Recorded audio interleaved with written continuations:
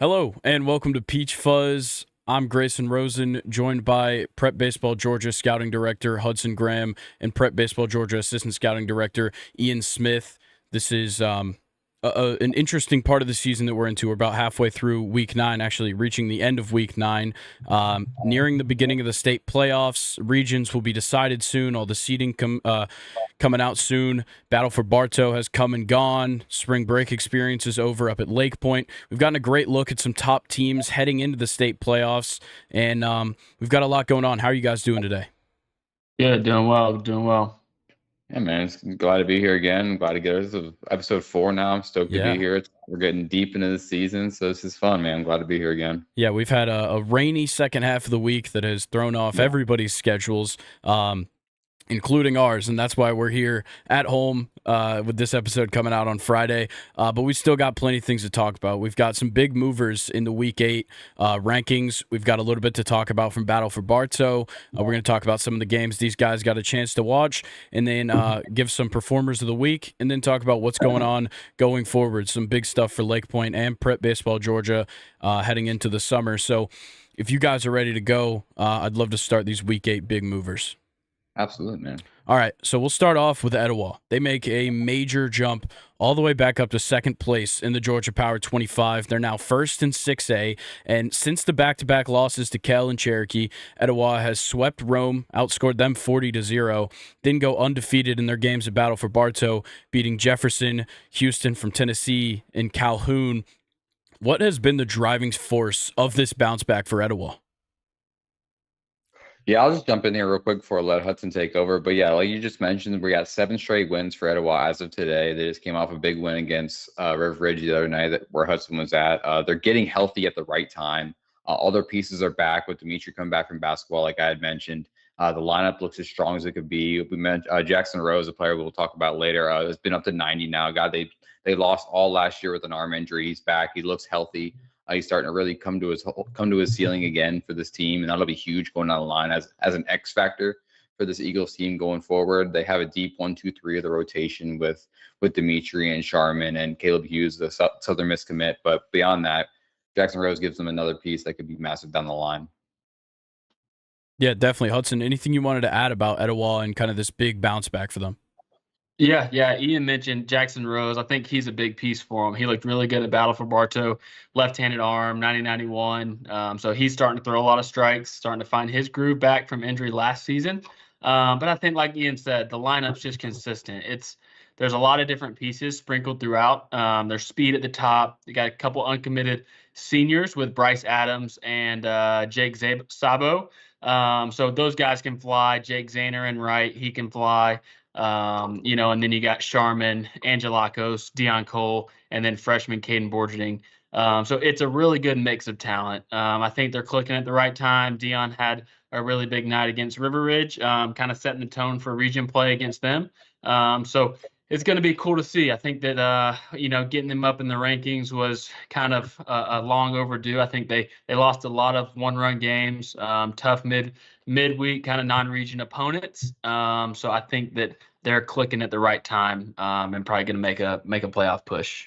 All right, well, let's talk about another team that's really showing out right now, Carrollton. They make the jump into the Power 25, coming in at 23, and they find themselves 6th in the 7A rankings. And with guys like 2025 Texas commit Maddox Mansour and sophomore Evan Moody, amongst many others, they clearly have the talent on the field. But what brings Carrollton into the conversation so late into the season? Well, after going on a 3-game losing streak early in March, they've rattled off 12 out of 13 wins. They've gone 6-1 in region play. Their lineup is extremely strong, like I just mentioned with Etowah. Like you just mentioned with Mansour and Evan Moody, you have others like Andrew Alvarez at the top. Landon Eubanks, an uncommitted junior who's really hitting for them as well. And then Caleb Binion, a guy that we're really high on here, a 2026 first baseman, third baseman. He's really hit for them in huge spots. He came through big at Battle for Bartow. He's came through big pretty much every time we've seen him this spring. It's a guy who's really just coming into his own. It's a really simple swing from the left side. There's juice in the frame. He's only going to get stronger. He's hitting for power now in game and in BP. That's a guy who's going to be one to really follow over the next couple of years. And they're a team to watch this spring and next spring going forward with a lot of young guys. Gotcha. Anything to add about this Carrollton team, Hudson? Yeah, Carrollton, they've always been a strong winning program. Baseball, football, really the whole school in general. When it comes to sports, they got a strong winning culture. So, Coach Trent over there does a great job with those guys. Like Ian said, they're young. They're really young, actually. So they're going to be a team to beat for the years to come. But I think stuff's starting to click with a young group. I think a lot of times these guys got to get varsity ABs, varsity innings, including Caleb Hudson had two really big saves again in battle for Bartow and close one-run games. So I think that's the biggest thing for them is just getting these young guys experience. Ian Maddox Monzer is kind of leading the way for them. He's kind of the senior leader, and then they got Bryce Kinkinger, young Harris commit. So they got a lot of pieces, especially young pieces. So I think that things clicking this late in the season is obviously great timing. Obviously tough region, tough class, but I think that they are starting to put together some really competitive games, winning some big games, took care of business at Battle for Bartow. So I think that a playoff run is definitely in their near future. Gotcha. And while we're talking about all these rankings, we get the national top 50 update on Monday, and we find 7 Georgia teams in that top 50. A couple of newcomers to the list. North Cobb Christian finds themselves at 28, Cartersville at 30, North Gwinnett at 44. I know a couple teams took a little bit of a dip, a couple teams kind of bouncing back, staying where they're at. But what can you guys speak to about some of these schools that puts them amongst not just the best in the state, but the best in the country? Yeah, it's a conversation that I've had and Ian's had with Shooter. We joke these Georgia teams are just beating up on themselves. The talent's so high, like for Battle for Bartow, Houston from Tennessee beats Houston from Georgia. Houston County beats Cartersville. Etowah beats Houston from Tennessee. So it's just this big carousel of national teams, beating each other. So it's good to see, Parkview got the win against IMG, and then they lose to Dunedin in Florida. So it's just one of those things to where these guys are playing such quality competition. We can't, get a big push for these national rankings, which obviously we got the 7 guys in it, which is awesome. But I think if these guys didn't play such quality competitions, which is great that they do, they need to. It's what makes their playoff runs, successful. So I think it's one of those things that we kind of joked about. They're beating up on each other, but finally getting some consistent guys in there. Like we mentioned last week, Lowndes dropped a couple, but those were really quality opponents, both one-run losses. So I think some of these national guys just, got more wins and bumped up above them. North Cobb Christian took care of business down in Florida, so that was their big push. We talked about last week as well. So it's just good to see them in there. I think now it's, the season's winding down. There's not as much separation. Usually it's the last region series coming up. So these guys will take care of business and then look to make a playoff push, which I think all 7 of these teams will be at the, at Truist or at Coolray, wherever it may be when the season ends.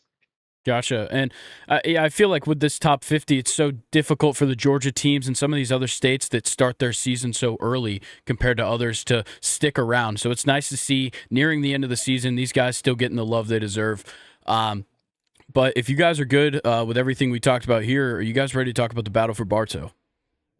Absolutely. All right. I know you guys spent plenty of time watching these guys play. So we had quite a few games. Let's kind of talk about the guys who came out of this maybe better than we expected or just better than they already were. So let's start off with a couple of the players in particular you guys wanted to hit on. Either you guys take the lead. Yeah, I want to jump in with the guy with the uncommitted junior and Caden Brown, right-handed arm and outfielder from Newton County. I had a really strong performance in his outing on the mound at Battle for Bartow. Went 5 scoreless innings. Showed a really strong three pitch mix. Fastball's up to 87 with good run on it. The curveball was in the low 70s as well as the changeup as well at 72, 74. But both those pitches seemed to keep the hitters off balance throughout his outing. He wasn't able to. He allowed himself to miss barrels throughout the outing. He didn't give up any loud contact and really had strong confidence on the mound for a guy that we haven't really seen a bunch of, and we were really excited to see an outing from. And he performed in front of pretty much all of us at the mound at the plate. He showed bat speed going guard to left field, pull side homer, 99 off the bat. He had a loud double. He had a loud double for Hudson as well on the line. It's a guy who really just performs every time that he gets on the field. Really does his job. Two-way player that continues to grow. and his frame and at the plate and on the mound. That continues to get better. And as an uncommitted player, someone to watch as the next summer begins here in the next few months. Gotcha. Anybody you wanted to touch on here, Hudson? Yeah, I mean, there was a lot of guys that we've already seen. Most of these teams were at Georgia Dugout Club, and then we've seen at some point throughout the year. I think Caleb Hudson really impressed, freshman from Carrollton on the mound. A couple big saves in some big situations. But I will mention Jefferson. Obviously, Jefferson having Eston Simpson, him and Sharman for Etowah matched up in the first game or second game of the day on Thursday. So that was a cool matchup to see. Eston was kind of just a tune-up, so he was only in for a couple innings. But good, a lot of scouts there watching both those guys, which is cool to see. But I think Jefferson is one that they're starting to figure out some pieces in their lineup and on the mound. It looks a little bit different than it did at Georgia Dugout Club. And then, they actually had a couple guys hop up on the mound that showed well. Cade Siebel was one that was at preseason All-State. He threw against Carrollton, I believe. 82, 84 righty, sophomore. So I think that they're going to be a team that, that could get into the playoffs and make a little push. Obviously, they have Eston leading the way for them. But they got some guys in the lineup. Freshman Eli Prim's doing well.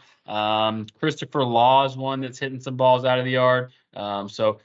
Steven Tavares is an uncommitted junior that can hop up on the mound and be upper 80s. That could, that's really raw, that could start to figure some things out. So they're a good team I'm going to watch. We liked them early in the year, liked them last year, but obviously with Eston leading the way, it's hard not to like them. So they'll be one that definitely keep an eye on. Awesome. Yeah. And throughout the battle for Bartow, we saw multiple, guys that are going to be in the state playoffs this season. Any teams in particular that come out of Battle for Bartow that kind of changed your mind on where you think they'll land or maybe how the outcome of the season goes? Yeah, I just want to touch on Etowah one more time. It just seems like they have the spark when they get into Lakepoint this spring. They're 6-0 over Battle for Bartow and GDC this year. They look extremely strong every time they step on these fields in Everson. And I think that's a team that really we knew how strong they were, as we talked about, moving back into number 2 in the Power 25. But just seeing it with our own eyes and just seeing how complete this team is really stood out among the teams that came to the Battle for Bartow this week or last week. Sure. Excuse me. Yeah. Anybody for you in particular, Hudson? I think Houston County. I think obviously a big name coming in, but obviously it dipped a little bit. Lost a region game, and then. But they really impressed against Cartersville. I think they have some pieces on the mound that are going to end up taking them, down the road in the playoffs. I think their lineup's going to compete no matter what. Eli Stevens is kind of their front end guy with Ethan Buffon at short, Vic Gann, freshman Isaiah Gallison. So their lineup's going to be in it, regardless of the pitching that they see. I think they'll be fine early in the playoffs. Late in the playoffs, they'll see some more quality arms. But this lineup's going to figure out a way to get it done. They can bunt. They had like 2 bunt singles when I was watching them with Kendall Jackson and, bottom of the order junior, I believe, as well.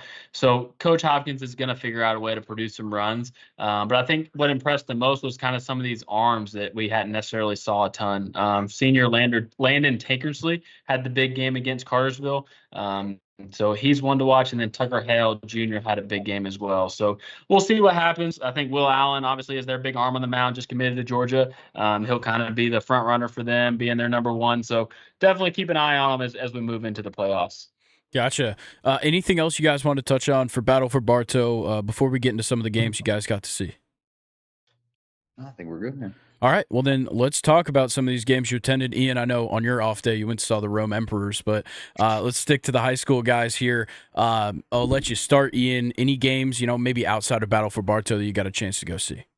Yeah, out of Battle for Bartow, I think I've been to 9 straight days of the game now, so it's just where I want to be. So, but we'll go back to a few days ago. I went and saw Blessed Trinity face that Houston team from Tennessee again.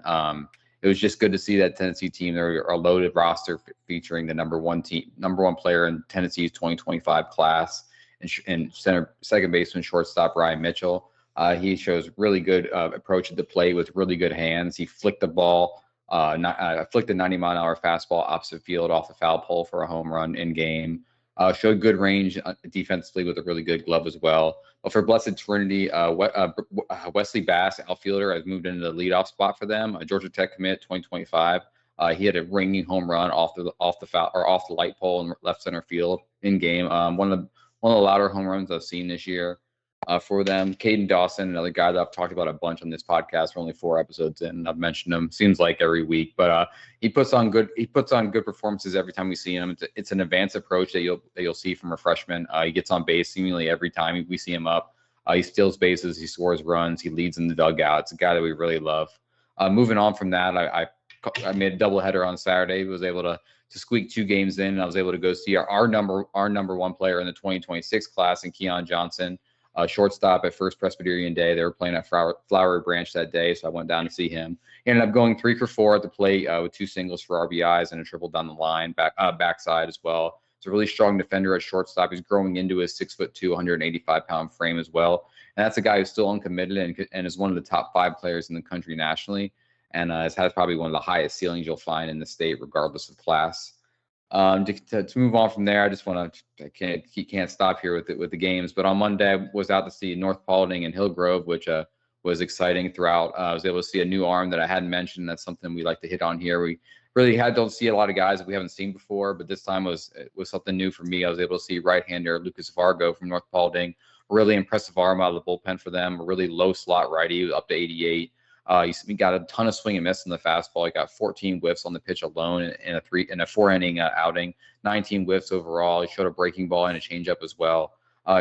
Gained a ton of interest from that video, and just a guy who really stood out and put up impressive numbers this spring for that North Paulding team as well. And game ended with a walk-off home run from one of our top 2025 uncommitted players, in Avery Wilson, a guy I know Hudson loves a lot, one of the fastest players in the state. Shows a good approach, a lot of leverage through the zone with a ton of play coverage.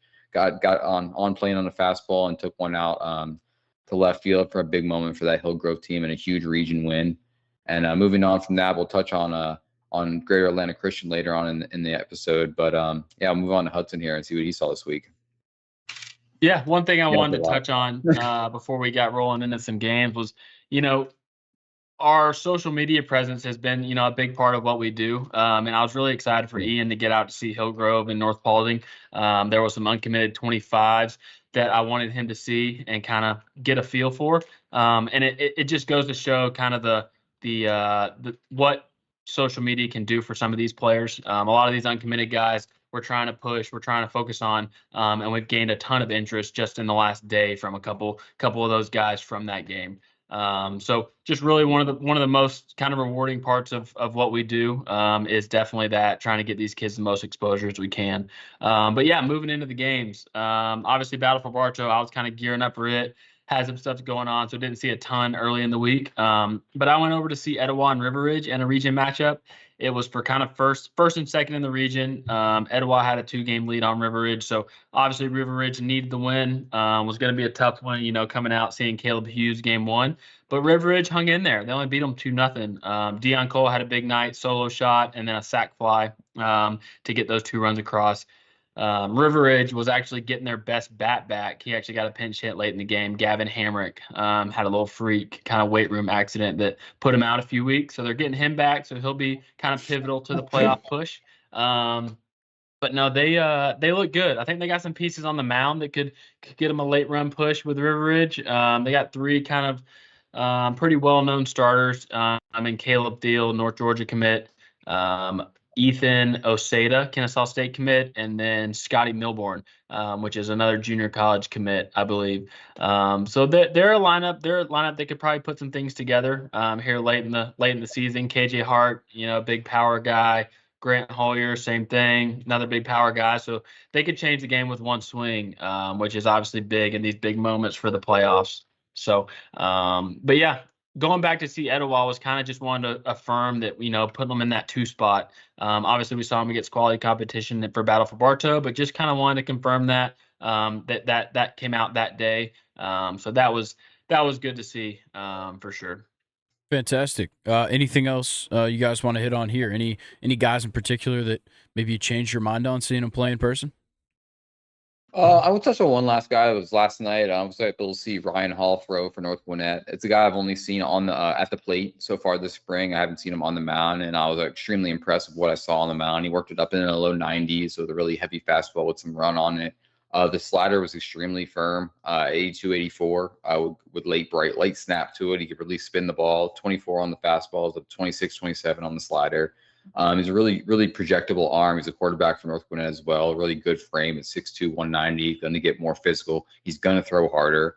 It's like Hudson mentioned, another guy that really needed to get more exposure. There's not a ton of pitching video of him out there right now, so him getting out there and getting innings and just being able to be seen is huge for him. That was one I was really excited to see last night. Awesome. Well, let's talk about you guys' performers of the week. This week we're splitting it up. Hudson's going to take the hitter. Ian's going to take the pitcher. Hudson, we'll start with you. Who was your hitter of the week?